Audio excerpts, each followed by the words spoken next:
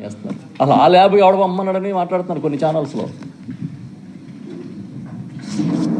విచిత్రం, అంత విచిత్రంగా నడిపిస్తున్నారు. రోజులు గడుస్తున్నాయి, ప్రజలు చూస్తున్నారు. ఎన్ని అబద్ధాలు ఆడినా వాస్తవాలు మాత్రం కప్పిపుచ్చలేరనేది నేను చెప్తున్నా.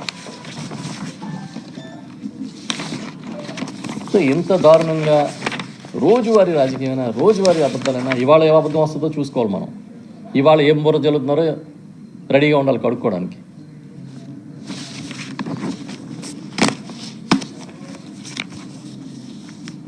మనకు నచ్చిన అధికారులని, ఆ రోజు జగన్ గారికి నచ్చని అధికారులని తీసుకొచ్చి ఇంటర్వ్యూలు వేసేస్తే నిజాలు అయిపోతాయా? చెప్పండి. ఏమని అడిగితే దాడులు, ఏమని అడిగితే విధ్వంసం. భాష, ఇంకా ఆ భాష అయితే చెప్పక్కర్లేదు. వాళ్ళు వాడుతున్న భాష, మహిళలు కూడా చాలా గొప్ప భాష వాడుతున్నట్టుగా టీవీలో చూస్తాం.